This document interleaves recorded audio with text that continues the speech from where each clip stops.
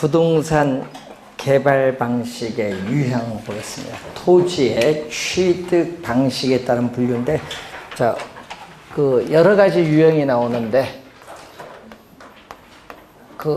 올해 시험에서는 환지 방식이 좀 중요하다. 자, 환지, 여러분 도시개발법에 도시개발 사업할 때 환지 방식 많이 하죠. 자, 우리가 효율성이 낮은 토지의 위치, 지목, 우리가 이용도, 기타 여러 가지 필요한 사항을 고려를 해서 효율성이 높은 효율성이 높은 택지로 개발한 후에 환지 평가를 해요. 그래서 감보율을 적용해서 환지 평가를 하는데, 평가를 해서 토지 소유자에게 토지를 뭐한다? 재분배합니다. 시험 문제 주의할 것은요, 그게 매각으로 우리는 출제를 많이 한다는 거. 매각이 아니라 재분배.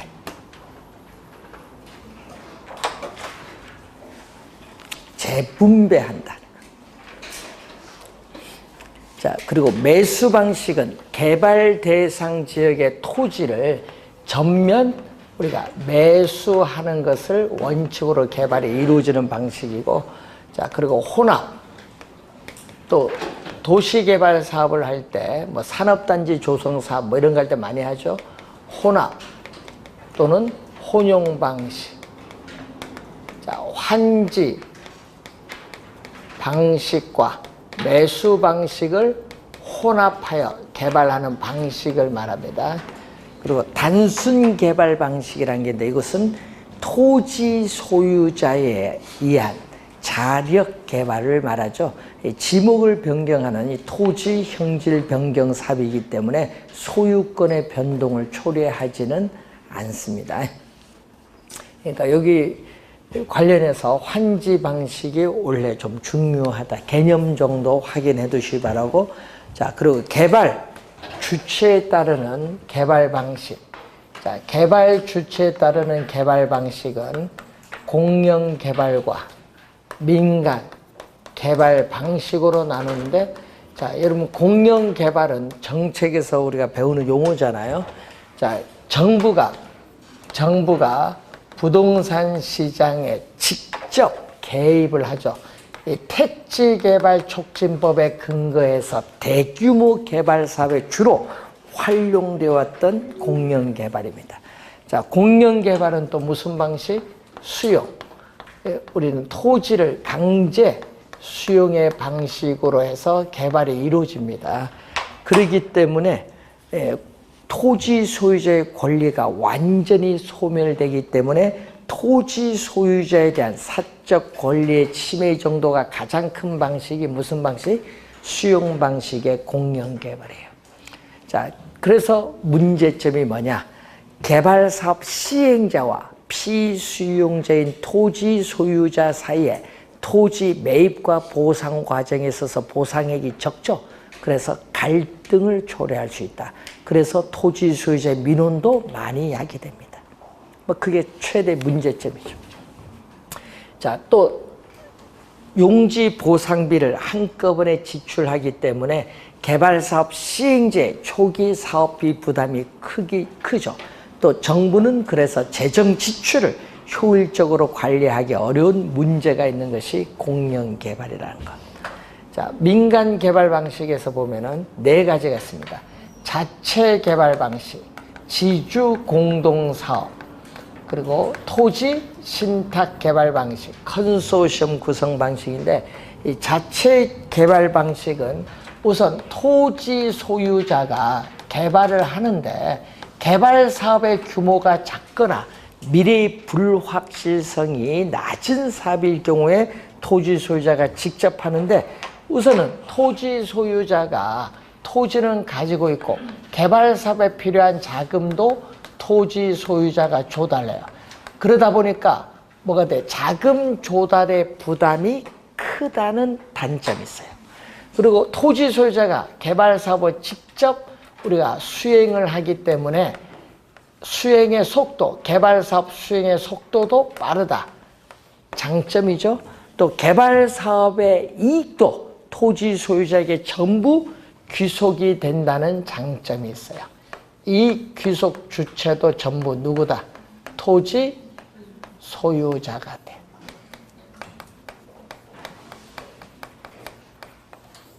그런데 문제는 개발 사업에 대한 위기 관리 능력이 요구된다는 문제점도 있어요. 자, 개발 사업의 규모가 크거나 미래의 불확실성이 큰 사업일 경우에는 토지 소유자와 개발업자 간에 공동으로 개발 사업을 하죠. 그래서 토지 소유자와 개발업자 간의 개발 사업에 따르는 위험이 분산될 수 있는 장점이 있는 게 지주 공동 사업이에요. 자, 지주 공동 사업에서 우선 공사비를 건축 면적의 일부인 대물로 변제하는 방식이 나오죠. 대물로 변제하겠다. 시험 문제는 공사비 대물 변제용으로 출제되는 것이 아니라 등가 교환 방식으로 출제합니다. 시험 문제는 이 지문이 제일 많이 출제하는 방식. 등가 교환 방식. 자, 등가 교환 방식은 토지 소유자는 토지는 가지고 있는데 뭐죠? 개발 사업에 필요한 건축 자금이 없어요. 건축 자금이 없으니까 건축 자금을 누구로부터 조달한다? 개발업자. 그래서 토지 소유자는 건설업체의 공사를 발주하고 이 건설업체가 개발 사업에 필요한 건축 자금을 투입을 해요. 그래서 이 건축 자금 뭐를 투입을 했다? 공사비를 투입을 한 거지. 공사비를 투입을 하는데 사업비는 토지 소유자가 조달하고 이 건축 자금 공사비를 투입을 해요. 그래서 완공된 건축물, 자, 완공된 건축물에 있어서의 건축 면적을 토지 소유자는 토지를 제공했으니까 토지 소유자 입장에서는 토지 제공한 토지 가격, 개발업자 입장에서 뭐죠? 우리는 공사비인 건축 자금을 투입을 했죠. 그래서 이 토지 가격과 건축 자금 비율의 기초에서 토지 소유자, 개발업자 각자의 이 지분에 따라 면적을 뭐한다? 면적을 나누어 갖습니다. 지분에 따라 건축 면적을 나누어 갖기 때문에 어떻게 돼요? 수수료 문제, 개발 사업에 따르는 이 수수료 문제는 발생하지 않는다. 이 지분 형태의 개발이기 때문에 수수료 문제는 발생하지 않는 방식입니다. 자, 공사비, 대물 변제요. 토지 소유자가 토지를 소유하고 있으면서 개발사업 시행도 누가 한다? 토지 소유자가 해요. 토지 소유자가 건설업체의 공사를 발주해서 시행을 합니다. 그런데 이익은 지분에 따라 나누어 갔기 때문에 개발사업 이익은 토지 소유자와 개발업자의 지분에 따라 상호 배분이 돼요. 자, 그리고 분양금. 얘는 자, 여러분 건축물 선분양 제도가 있을 때 자금 동원 능력이 없는 개인이나 기업이 많이 있었죠. 선분양할 때 착공증에 미리 분양을 합니다. 그럼 토지 소유자가 건설업체의 공사를 발주를 했는데 미리 분양을 했어요. 그 분양을 했을 때 그 분양 대금의 일부를 뭘로 지급한다? 공사비로 지급. 분양 대금의 일부를 공사비로 지급하겠다는 방식이 공사비 지급형입니다. 자, 여러분 조합 아파트 여러분이 뭐 분양받으신 분도 있었을 텐데 조합 아파트 개발 사업에 있어서 우리가 하는 게 투자자 모집형. 투자자 모집형을 부동산 신디케이트. 조합 아파트 개발에 있어서 투자자가 누구냐면요, 조합원이에요. 예? 조합원이 투자자니까 그럼 그 조합원이 뭐죠? 개발 사업에 필요한 자금을 어떻게 돼요? 투자를 하는 거예요. 자금 조달 주체는 누구다? 조합원인 투자자입니다. 예? 그런데 문제는 조합 아파트 개발에 있어서 토지를 소유한 주체나 개발 사업에 있어서의 시행의 주체는 누구냐 하면은 토지 소유자가 아니라 누구? 개발 사업 시행자. 시행자가 우리는 주체가 돼요. 자, 사업 위탁형이 또 시험에 많이 나오는 이유는 토지 신탁과 비교하라는 겁니다. 왜냐? 이것은 사업 수탁 방식이기 때문에. 자, 여러분 위탁이란 말은 알죠? 위탁은 뭐야? 맡기는 거 아니에요. 네? 그러니까 사업 맡겼네요. 토지 소유자가 나는 개발 안 하겠어요. 토지 소유자가 개발 사업 전반을 누구에게? 개발업자에게 위탁시키는 거예요. 위탁을 하면은 개발업자는 개발 사업 대행에 따르는 뭐를? 수수료를 받는 방식이에요. 이게 뭐다? 사업 위탁형이에요. 그럼 토지 소유자는 뭐를 가지고 있어요? 토지 소유자는 토지를 가지고 있거든요. 자, 토지 소유자는 토지를 가지고 있기 때문에 개발 사업은 끝까지 누구의 명의로? 토지 소유자.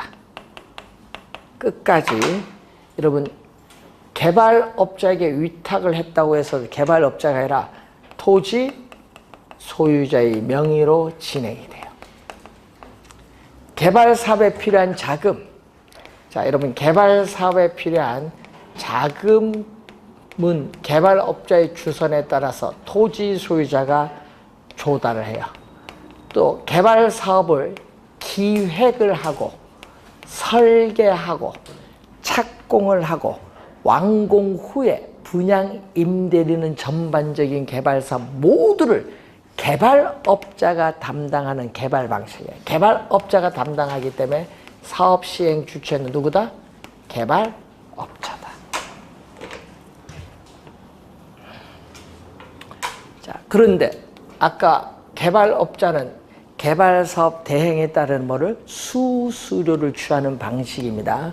그렇기 때문에 완공된 건물의 소유권은 토지 소유자와 개발업자가 공동으로 지분을 보유하는 것이 아니다. 누구에게? 토지 소유자에게 100% 귀속이 돼요. 100% 귀속이 됩니다. 그래서 여러분 사업 수탁 방식과 뭐를 비교를 해야 된다? 토지. 그래서 시험에 요 두 개 진짜 많이 출제를 하는 거예요. 토지, 신탁, 개발 방식과 비교를 많이 해야 된다. 자, 토지, 신탁, 개발 방식. 자, 토지 소유자를 뭐라고 하죠? 우리는 시험 문제 한번 위탁자로 출제를 했어요. 토지 소유자는 위탁자. 자, 지금 현재 우리나라 부동산 지금 현재입니다. 우리나라 뭐 부동산 신탁, 뭐 KB 부동산 신탁, 다월 부동산 신탁, 토지 한국 토지 신탁 이래서 하여튼 부동산 관련 신탁 11개입니다. 이것을 이제 금융기관에 좀 문을 열어서 더 확대하려고 하거든요. 그래서 이 신탁 회사를 신탁을 받는 수탁자입니다. 자, 그런데 문제는 이 관계에 있어서 토지 소유자는 땅은 있는데 개발사업 전문 노하우도 없고요. 돈도 없어요. 근데 나는 개발사업으로부터 이 수익은 좀 얻고자 한다. 모른다. 그럼 맡겨야지. 뭘 한다? 토지 신탁회사에 맡겨야죠. 매긴다. 20년, 30년 약정을 맺어요. 약정 기간. 그래서 토지를 우리는 신탁을 하게 되면은 그 신탁을 하게 되면은 신탁회사는 수익증권을 발행해서 토지 소유자에게 지급을 합니다. 주의될 것은요, 토지 소유자가 파산하면은 토지에 압류가 들어오기 때문에 경매될 수도 있죠. 신탁 개발 사업에 어떻게 문제가 생길 수 있어요. 문제가 생기지 않기 위해서는 형식상 법률적으로 소유권을 누구 앞으로? 신탁회사 앞으로 이전해야 돼. 이게 중요한 거예요.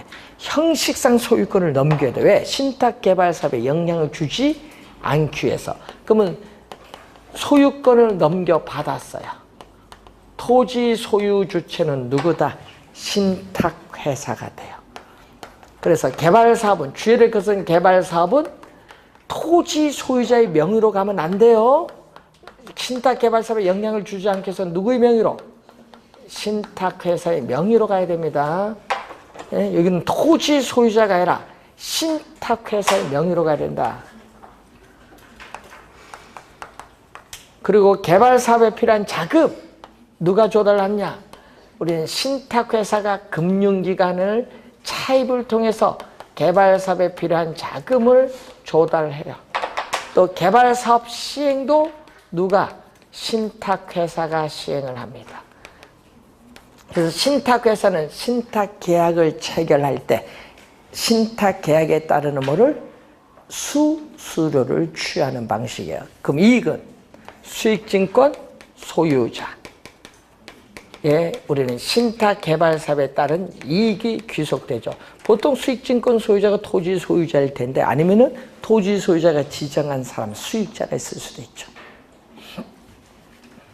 자, 신탁 기간이 끝나면 어떻게 돼요? 여러분, 약정된 신탁 기간이 종료된다. 여러분, 약정된 20년, 30년 약정된 신탁 기간이 종료되면은 토지와 건물은 토지 소유자에게 반환합니다. 신탁 기간을 잘 정해야겠죠. 자, 그래서 요 두 개 다르거든요. 그래서 시험 문제 많이 출제합니다. 자, 대규모 개발 사업에 있어서 자금 조달, 기술 보완 등의 필요가 있을 때 여러 법인 간의 컨소시엄을 구성해서 개발하는 방식이죠. 컨소시엄을 구성하면은 개발 사업에 안정성이 있다는 장점이 있어요. 자금 조달 기술 면에서. 그런데 이 컨소시엄을 구성하고 있는 출자 회사들 간의 상호 이해 조정이 어려워요. 이해 조정이 필요하죠. 근데 이게 쉽지가 않아요. 어렵기 때문에 개발 사업이 지연될 가능성도 많고, 또 개발 사업에 대한 여러 법인 간의 컨소시엄을 구성하다 보니까 책임 회피 현상이 나타날 수 있는 문제점도 있습니다. 자, 구. 오래된 구. 신. 새로울 신. 자, 여러분, 구차지, 땅을 빌리는 방식인데, 개발업자가 토지 소유자로부터 차지를 할 때는요, 권리금을 줘요. 구차지 방식, 권리금도 주고요. 개발업자가 토지를 빌려서 개발업자가 자금 조달해서 건물을 지어요. 네? 그게 구차지 방식이에요. 네? 뭐 차지권부 건물을 지을 텐데, 문제는 신차지 방식은 토지 소유자로부터 토지를 빌릴 거 아니에요. 개발업자가. 토지를 빌릴 때 뭐를? 권리금을, 구차지 방식은 권리금을 지불했는데 이건 권리금을 주지 않는다는 얘기예요. 차지 계약 체결 시점에 권리금을 주고받지 않는 거예요. 왜 주고받지 않느냐? 토지 소유자와 개발업자가, 요거는 개발업자 단독 개발이면 요거는 토지 소유자와 개발업자 간의 무슨 사업? 공동 개발 사업이에요. 그렇기 때문에 그럼 토지를 빌렸으니까 뭐를 줘야 돼? 빌린 대가 지대를 지불해야 돼. 이건 또 지대도 안 줘요. 공동 개발 사업이니까 뭘 줘야 돼? 지대 대신에 개발 사업의 결과 발생한 수익 있죠? 그 수익을 지대의 형태로 높은 수익을 지불합니다. 그럼 차지계약 끝날 때는 어때요? 여러분, 차지계약 끝나는 종료 시점에서는 토지는 빌렸으니까 토지는 무상반환. 토지는 무상반환. 건물은 공동개발사 뭐 해야 돼? 청산해야 돼. 차지계약 종료 시점에서는 공동개발사업을 청산을 해야 되기 때문에 건물은 시가로 양도. 그 내용을 많이 출제하죠. 차지계약 종료 시점을 많이 묻습니다. 이 지문상에. 자, 그리고 또 요즘에 우리나라가 돈이 없다 보니까 또 요즘에 여러분 요거 상당히 중요한 내용이죠. 우리 개발 방식 상당히 중요합니다. 민간 개발 방식 어디서 출제될지 모르지만 잘 확인해 두시고 또 주의해야 될 게 지문 속에 또 나오는데 이 민간 자금을 조달해서 개발 사업을 추진하는데 요즘 북한과의 관계도 있고 우리는 돈이 없다 보니까 어떻게 해야 이런 방식 많이 행합니다. 우선 항상 빌드란 얘기가 제일 먼저 나와요. 빌드가 제일 먼저. B가 먼저 나온다는 건 뭐냐 하면요. 여러분 개발사업 시행자가 민간에 자금을 조달을 해서 준공을 하는 거예요. 민간 자금을 조달해서 뭘 했다? 준공을 해서 그 다음 준공한 이후에가 문제죠. 그럼 T가 나왔다. T가 나오면 뭐예요? T는 트랜스퍼. 트랜스퍼는 국가 또는 지방자치단체에게 소유권을 이전하는 거예요. 그러니까 준공한 후에 바로 누구에게? 국가 지방자치단체인 공공에게 소유권을 이전해요. 근데 문제는 민간 자금을 조달하니까 20년, 30년 정해진 약정 기간이 있어요. 그럼 그 주어진 정해진 약정 기간 동안에 아퍼레이터는 누구한테 있다? 아퍼레이터. 시설관리 운영권은 누구한테 있어요?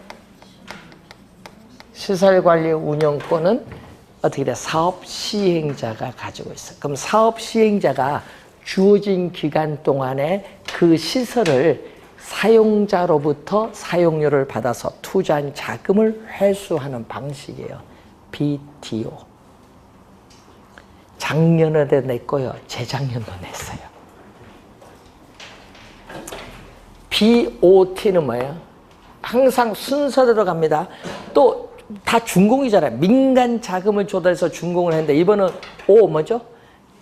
또 주어진 정해진 약정 기간 동안에 사업 시행자가 어떻게 돼요? 운영하여 사용자로부터 사용료로 받아서 회수를 한 후에 약정 기간이 끝나면은 어떻게 돼요? 소유권을 누구에게? 국가 또는 지방자치단체에 이전합니다. 자, 여러분 잠실 롯데월드 가보셨죠? 잠실 롯데월드 어떻게 돼요? 약정 기간이 끝났어요. 롯데월드 끝나면은 누구에게? 끝났으면 소유권이 이전해야죠. 누구에게? 서울특별시에 이전을 해야 돼요. 근데 문제는 그 시설이 중요한 거예요. 놀이기구다 보니까 막 노후화가 되죠. 롯데는 투자를 할까 안 할까요? 왜 내 돈 갖고 투자를 해? 끝나면 너무 줄 건데. 그러니까 어떻게 노후화가 많이 되고 관리상의 비용이 많이 들어가. 서울특별시 골치 아픈가? 요거 받으면 요거 교체를 해야 되고 비용 많이 들어가니까 야 계속 너네가 관리해. 계속 또 어떻게 서류 영장 지켜서 시설 교체해서 몇 년 더 해줄 테니까 더 하다. 그렇게 가는 거예요. BOT 방식이죠. 네? 그런데 또 우리 기숙사 있죠. 요즘 대학교 기숙사 논쟁이 많은데 대학교 기숙사 또 우리 올림픽이나 무슨 아시안게임 할 때 보면은 뭘 지어야 되죠? 체육관, 스타디움 지어야 될 거 아니에요? 그런 것, 또 군인 아파트, 강당 이런 걸 지을 때 많이 하는 게 BTL이야. 예. 이때 L은 리스예요. 리스. 무슨 얘기냐면요. 민자를 유치해서 준공을 했는데 공공의 소유권을 이전했어요. 이전했는데 운영권은 아포레이트 누가 있어야 돼? 예? 민간이 가지고 있잖아요. 사업 시행자. 그런데 그 시설을 가지고 있는, 운영권은 시설관리 운영 가지고 있는데 그걸 누가 리스해버렸어? 공공이 그 시설을 리스, 임차를 해서 사용자가 있든 없든 리스를 받았으니까 사용료를 줘야 돼, 안 줘야 돼요? 줘야죠. 예, 그 방식이에요. 사용자가 있든 없든 사용료를 지불하는 방식. 예, 리스를 받은 게 공공이. 자, 여러분 요 두 개는요. 작년, 재작년, 2년 연속 구별할 수 있는가? 출제를 했습니다. BOO라는 게 있거든요. 오은 소유권이야. 자, 민자를 유치해서 준공을 해서 소유권도 사업 시행자가 가지고 있고, 아포레이트, 시설 관리 운영권도 누가 가지고 있다? 사업 시행자가 보유하는 방식이 되겠죠. 자, 우선 시험 문제 올해 또 중요한 용어예요. 하여튼 뭐 시대 상황과 관련해서 또 나올 수도 있으니까 한번 확인해 두시고, 자, 개발권 양도 제도는 부동산 정책 이론에서 개념 설명했으니까 넘어갑니다. 103페이지로 갑니다. 자, 관리로 가는데, 관리를 보시면은 부동산에 있어서의 복합 개념, 우리 복합 개념이 나오면은 기술적, 경제적, 법률적이죠. 그래서 부동산 관리도 기술적, 경제적, 법률적 측면에 복합 개념으로 하는 것이 바람직하다, 그 얘기겠죠. 그래서 기술적 관리, 경제적 관리, 법률적 관리가 나와요. 이때 기술적 관리는 기술적 측면에 하자, 흠이 발생하기 전에 사전에 예방 대책을 세워주든지, 아니면 기술적 하자가 발생한 이후에는 그 하자를 제거하기 위해서 필요한 기술적 조치를 취해주는 것을 뭐라고 한다? 기술적 관리다. 자, 토지인 경우에는 자, 측량을 통해서 토지 경계를 확인한다든지, 사도를 방지하기 위해서 철조망 시설을 설치해서 내 땅에 들어오지 마라 하든지, 또 경사진 토지, 경사지 대책으로서 어떻게 돼요? 우리는 요즘 배수시설을 설치한다든지 옹벽을 설치하면서 토지 붕괴를 방지를 해야 되는데, 자, 여러분 요즘 뉴스 나온 게 있죠? 저 강원도 알파인 스키장. 예. 아니, 뭐 올림픽 할 때 뭐 하면서 분명 경고가 막 들어갔을 텐데도요, 강원도에서는 절대 그를 앞에 절대를 붙여요. 절대 그런 일이 없다. 절대 그 비에 지금 30%밖에 안 왔는데 절대가 무너졌어. 그리고 절대란 말 붙이면 안 돼요. 재해라는 거는 어떻게 올 줄 알아. 예? 그러니까 어떻게 돼요? 갑자기 날랐죠. 그래서 어떻게 돼? 긴급 예산을 투입해서 어떻게 복구하라. 앞으로 비가 이제 장마철 더울 텐데 빨리 한 달 이전에 빨리 복구 다 해라. 그러니까 어떻게 복구해야 돼? 복구, 비가 더 오면은 문제가 생길 텐데 스키장 뭐 어떻게 돼? 폐쇄해버려야지. 예? 그러니까 결국 비용만 투입을 해서 골치 아픈 게 된 거예요. 그거 재복구한 시설 비용이 더 많이 들 것 같아요. 예? 그런 게 이제 뭐예요? 관리 잘 해야 돼요. 그런 거 잘못하면 안 돼. 예? 건물은 또 여러분, 건물 보면은 관리 안 하면은 수명이 빨리 갑니다. 관리 잘 해야 돼요. 뭘 해야 돼? 청소, 소독 이런 것, 위생 관리 잘 해야 됩니다. 그리고 또 무슨 관리 해야 돼? 온도, 습도 조절, 건물. 그리고 또 뭐가 있어요? 우리 건물 여기 에어컨은 어떻게 나오는지 모르겠지만은 어떤 건물은요, 에어컨 건물 자체에서 나와요. 추워도 말을 못해. 우리는 추운데 다른 데는 덥다 하면 계속 그 온도로 가는 건데, 그런 게 이제 문제예요. 온도, 습도 조절, 기계, 기구, 수리, 운전, 보수하는 설비 관리, 방범, 방제 등 안전 대책과 관련한 보안 관리, 건물의 현 상태를 유지시켜주기 위한 보전 관리, 이런 건 전부 건물의 기술적 측면의 관리인데, 그래서 가끔 시험 지문에 뜨는 거 보면요, 기술적 관리가 지문에 가끔 떠요. 지문 속에. 경제적 관리는 경영 관리예요. 특히 상업용 부동산, 공업용 부동산, 광업용 부동산, 임대용 부동산을 묶어서 우리는 뭐라고 하죠? 수익성 부동산인데, 이 수익성 부동산 관리의 핵심이 경제적 관리입니다. 뭐 하여튼 총수익에서 운영하는 비용을 공제한 순이익을 극대화해야 되는데, 나지 상태는 토지를 활용할 때는 아파트 건설 업체에 모델하우스 부지로 제공해서 수익을 받는다든지, 자재 하치장으로 활용한다든지, 건물은 특히 임대용 건물의 손익분기점을 파악해서 임대 손익 관리를 한다든지, 인력 배치 등을 통해서 인력 비용 절감을 해야겠죠. 인력 관리, 또 수입 지출의 회계 관리는 경제적 관리. 자, 법률적 관리는 법률적 측면의 하자를 제거해주기 위한 관리죠. 토지인 경우에는 법률적 이용 가치를 지목을 전해서 대로 변경함으로써 이용 가치를 개선한다든지, 토지의 권리 관계를 확인 조정하고, 또는 토지 도난, 불법 점유인데 방지하는 대책으로서 관리인을 선임하여 관리한다든지, 토지의 법률적 관리. 건물은 임대차 예약이나 계약상의 관리, 건물의 공법상의 규제상에 대한 관리는 법률적 관리에 속하죠. 복합 개념적인 관리를 하는 것이 중요하고, 원래 잘 공부해야 됩니다. 관리 주체에 따르는 관리 방식. 자, 관리 주체에 대한 관리 방식은 자가 관리, 위탁. 여러분, 자가 관리를 자치로 출제 23회 등 하고, 자기는 25회, 또 직접은 27회, 또 직역, 이렇게 여러 가지로 많이 했어요. 위탁은 간접 또는 외주 관리라. 자가 관리, 위탁 관리, 혼합 관리가 있어요. 시험 문제는 어디서 나온다?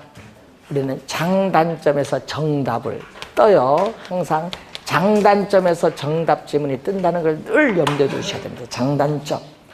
자, 소규모의 부동산을 본인 또는 한두 명의 자가관리요원을 두어서 관리하는 가장 오래된 정통적인 관리 방식이 자가관리인데, 본인이 직접 관리하면은 입주자에 대한 최대한의 서비스 제공 가능하고, 의사결정, 관리 업무에 대한 의사결정이 신속하고, 이 지시 및 지휘 통제력을 발휘할 수 있는 장점이 있어요. 시험에 많이 나오는 질문이 요거죠. 기밀 유지 및 보안 관리가 양호하다. 그게 많이 나오고요. 또 자가관리원들의 부동산 설비 애호전심이 높고 종합적 관리가 가능합니다. 단점은 관리 전문가가 아닌 경우에는 전문성이 떨어지기가 쉬워요.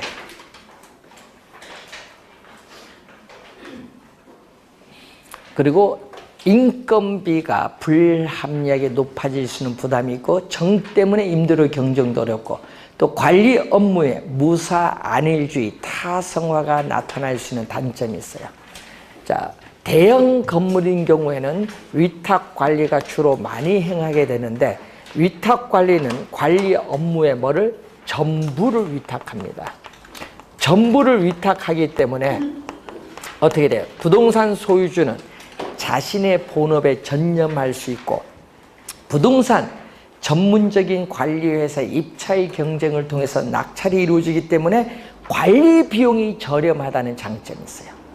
또 전문적인 부동산 관리회사에 의한 관리가 이루어지기 때문에 부동산 관리가 전문적이고 효율적 관리가 가능하고, 또 시설물의 노후화를 늦출 수도 있고, 또 관리 업무에 무사 안일주의, 타성화를 방지할 수 있는 장점이 있습니다. 단점은 위탁 관리 업체가 영리를 추구할 경우에는 부실 관리를 초래할 우려가 있고, 위탁 관리 요원들의 인사이동이 심하다. 자주 바뀌면 관리 업무 신뢰도가 저하될 우려도 있고, 위탁 관리 요원들의 부동산 설비에 애호정신이 났는데 주의해야 될 것은 기밀 유지 보안 관리가 곤란하다는 단점. 주의해야 되겠죠. 자, 혼합 관리는 자가 관리에서 위탁 관리로 이행되는 과정에서 나타나는 관리예요. 그래서 어떻게 돼요? 자가 관리에서 위탁 관리로 이행되는 과도기에 유용하다는 장점이 있어요. 과도기적 관리죠. 과도기에 유용하다. 위탁 관리의 편의도 이용할 수 있고, 자가 관리의 지시, 쥐 통제력을 발휘할 수도 있고, 문제는 요거는 단 혼합 관리는 부분, 전부가 아니죠. 필요한 부분, 여러분 필요한 부분만 선별해서 위탁을 하기입니다. 그렇기 때문에 단점은요, 전문업자를 충분히 활용할 수 없다는 단점이 있어요. 또 관리상의 운영이 잘못되면은 책임 소재가 불분명. 요게 시험에 많이 출제되는 질문. 책임 소재 불분명입니다. 명백하지 않습니다. 책임 소재 불분명하고, 위탁 관리 요원과 자가 관리 요원 간의 의사소통이 원활하지 않으면 양방식의 단점이 다 노출될 수도 있어요. 상당히 중요한 관리죠. 자, 전문가적인 영역에 따라 시설 관리가 나와요. 시설 관리는 부동산 소유자나 사용자의 단순한 요구에 부응하는 관리예요. 그래서 부동산에 관련된 각종 시설을 운영, 유지하는 소극적 형태의 관리를 말하죠. 자, 청소 관리라든지 에너지 관리라든지 설비 관리, 기계 기구의 설비 관리, 이런 거 전부 어디 속해요? 시설 관리에 속해요. 자산 관리는 부동산 소유자나 기업의 부를 극대화하기 위해서 부동산의 가치를 증진시킬 수 있는 여러 가지 관리 방법을 모색하는, 이건 적극적인 관리를 말합니다. 적극적 관리를 할 때는 언제 부동산을 매입을 하고 언제 매각할 거냐. PF, 프로젝트 파이낸싱, 재개발, 재투자, 리모델링 결정, 투자에 따른 위험 관리, 포트폴리오, 분산 투자에 따른 관리, 이런 건 전부 자산 관리에서 이루어지는 개념.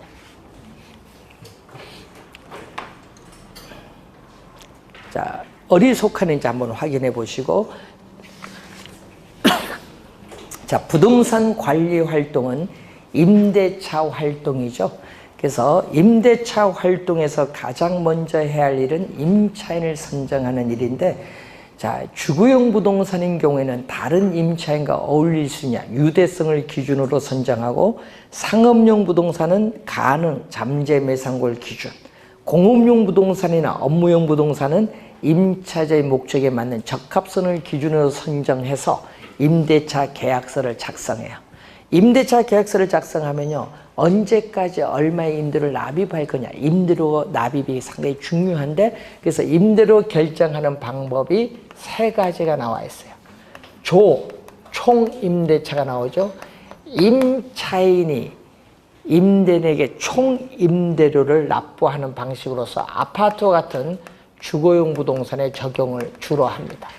그리고 순임대차가 있죠. 자, 임차인이 임대인에게 순수한 임대료만을 지불하고 그 외에 영업경비는 협상해서 결정하는 방식입니다. 자, 비율임대차가 시험에 3번 출제했었죠.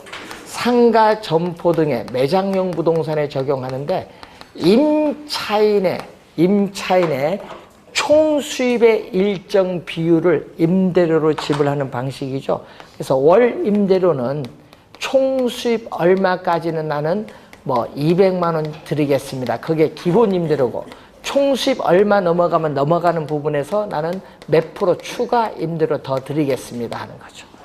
기본 임대료와 추가 임대료로 구성되어 있습니다. 상가에 많이 행하는 방식이죠. 자, 이런 우리 임대료 결정 방식 한번 확인을 한번 해보시고, 자, 우리는 부동산은 위치가 고정되어 있기 때문에 부동산을 둘러싼 거시적 측면, 미시적 측면의 마케팅 환경을 분석해서 목표로 하는 시장에 도달하기 위한 마케팅 전략을 수립을 할 필요가 있는데, 마케팅 전략도 여러분이 우리가 올해 출제가 예상된 또 중요한 또 부분.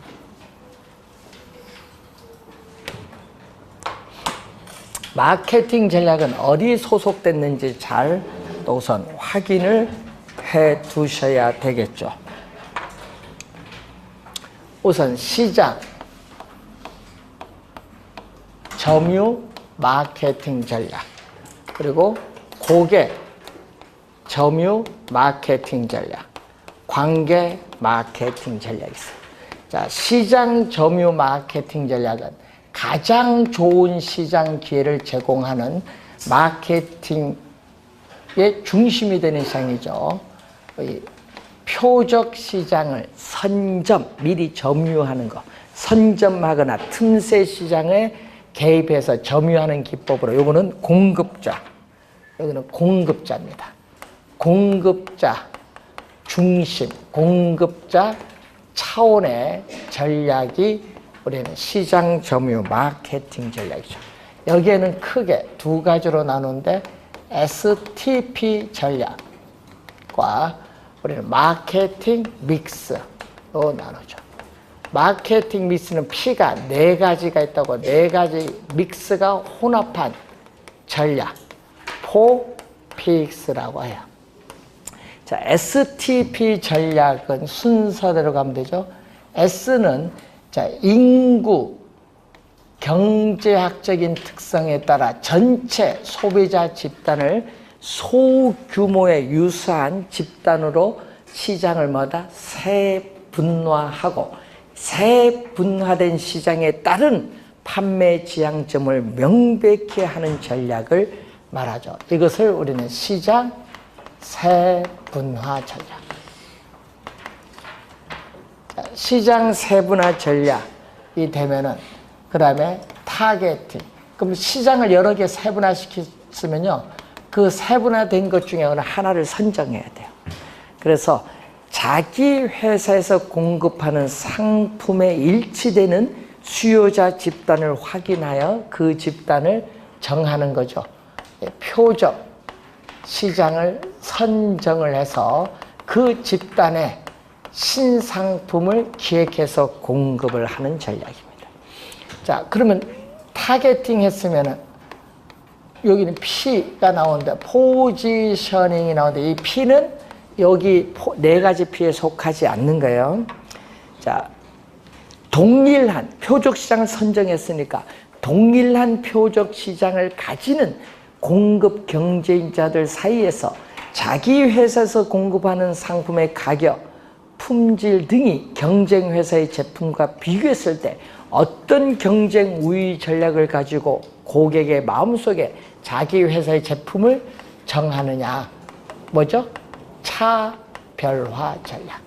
3가지가 STP 전략으로서, 자, 목표로 하는 시장에 도달하기 위해서 여러 가지 마케팅 요소를 믹스, 혼합을 하는 전략으로서 P가 4가지 나오죠. 플레이스, 프로덕트, 원어도 출제를 합니다. 요 P, 그냥 원어 그래도 출제를 합니다. 자, 플레이스는 또 용어가 어려워요. 유통 경로 전략입니다.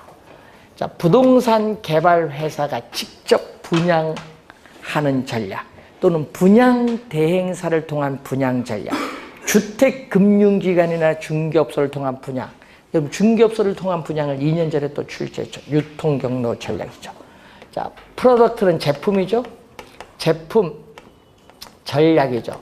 자, 요즘 3타입 형태에 있어서 평면 설계. 여러분 가끔 있죠. 아파트 여러분 모델하우스 가면 여러분 많이 보는 게 뭐 구조 같은 거 보잖아요. 구조. 그리고 지상의 주차장을 지하화한다든지, 또 지상에 녹지 공간을 충분히 확보하여, 지상 주차장 없어버리니까 확보해서 뭐를 소규모 공원을 조성하거나 자연 친화적인 실개천을 설치하는 것, 이런 각종 부대 시설을 설치하는 것, 배치하는 것, 뭐 이런 것은 전부 제품 전략에 속하는 전략. 요 부대 시설 보고 뭐 아파트 분양도 자주 봤대요, 요즘 보니까. 프라이스는 가격, 제품의 품질에 비해서 가격은 저렴하도록, 또 표적 수요자의 금융기관으로부터의 자금 동원 능력과 연계한 우리 분양 가격 전략 수립이 중요합니다. 시장 가격과 비슷한 가격으로 분양 가격을 정하는 시가 전략, 시장 가격보다 비싸게 분양 가격을 정하는 고가 전략, 시장 가격보다 낮은 분양 가격을 정하는 저가 전략. 작년에 저가 전략에서 정답 물었어요. 여러분 구로처럼 거기 평당 4,500 분양한다. 분양률 제로. 분양받을 사람 없지. 그 높은 돈 주고 누가 분양받아 구로에. 예? 강남도 아니고. 그래서 그런 건 이제 거기서는 뭐다? 저가 전략으로 가야지. 그런 식으로. 가격 전략. 그리고 삼성 레미안 33평 아파트를 전국의 모든 지역에 동일한 분양가를 정하는 단일 가격 전략. 또 지역에 따라 동일 아파트라도 분양 가격을 달리 정하는 뭐 신축 가격 전략. 미분양 아파트에서 할인 판매한다든지 뭐 할부 판매하는 건 전부 가격 전략에 속하는 개념. 자, 프로모션, 상품을 판매하기 위한 촉진 전략으로서 여러분 4가지가 있죠. 명시된 광고주가 광고 대금을 지급을 하고 우리가 부동산 상품을 소개하거나 정보를 제공하는 활동인 광고가 있고, 뉴스 기사나 신문 기사를 통해서 알리는 무료인 홍보인 경우가 있고, 또 보험 설계사나 방문 판매원처럼 고객과 대면 접촉을 통해서 강한 설득을 통해서 쌍방향 커뮤니케이션을 통해서 판매하는 인적 판매, 또 경품 제공하는 소비자 판매 촉진 수단, 뭐 대표적으로 요즘 경품 제공하죠. 이런 거죠. 자, 부동산 광고의 특징을 보게 되면은 부동산 광고는 위치가 고정되어 있기 때문에 지역적 제한이 있어요. 광명에 분양하는데 부산에 분양 광고 낼 수는 없습니다. 지역적 제한이 있고요. 또 분양 광고는 분양 기간 동안에만 나타나는 어떻게 효과가 지속되는 시간적 제한이 있고, 또 부동산 광고는 개별성의 특성이 있기 때문에 광고 내용도 뭐를 가지고 있다? 개별성을 가지고 있고, 아파트를 분양받을 때는 살 사람, 보유하다가 팔 때는 팔 사람인데, 일반 상품은 기업이 소비자만을 대상으로 일면적 한 면만 보고 광고하지만 이거는 살 사람 팔 사람 모두 대상으로 하는 광고의 양면성이 있어요. 또 광고 매체에 따른 분류로서 신문 광고 많이 보죠 여러분.